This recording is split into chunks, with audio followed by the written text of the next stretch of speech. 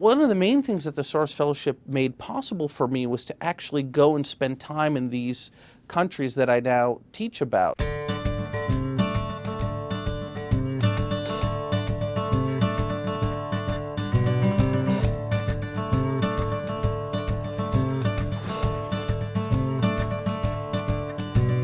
The most fulfilling part of being a professor, I think, here at the Kennedy School where I teach is the teaching, obviously, interacting with students.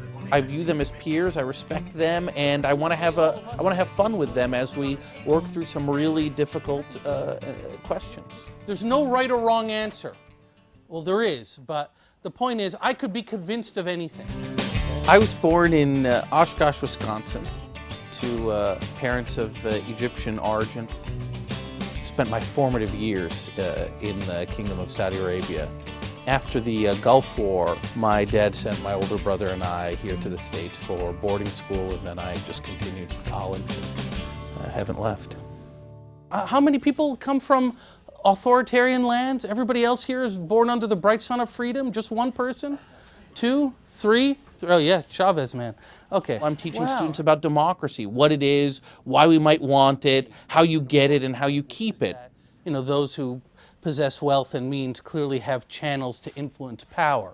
And I'm teaching this as we're seeing people in Egypt enacting this real-life drama, trying to do precisely those things. I think there is something about transformative moments that overrides the logic of collective action. It just makes what I'm teaching much more relevant for the students and much more, frankly, exciting for me to teach. You are all clearly well-versed in the arguments that Hosni Mubarak and his men have been making to stay in power.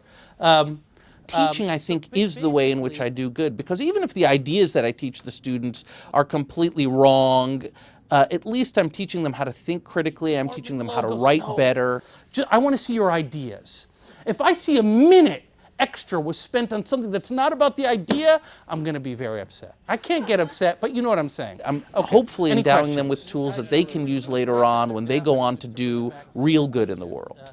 My writing is a kind of extension of that impulse. Writing articles about Middle Eastern politics, about the politics of Islam, about how the United States should engage with the Muslim world. I think these are fulfilling to me because I think they have, hopefully, a positive impact on people who make real choices. I actually think that all Americans are new Americans. This country really requires you to constantly be thinking and to constantly be adapting to new experiences and welcoming those new experiences. I often encourage people to apply for the Soros Fellowship because it was one of the greatest experiences of my academic career, and I want it for other students. You just know a Soros Fellow when you see them. There's somebody who's out there, who's organizing people, who's compelling people to do something that's good for them and for others. And so I just think that the Soros Fellow is made before they even get the fellowship.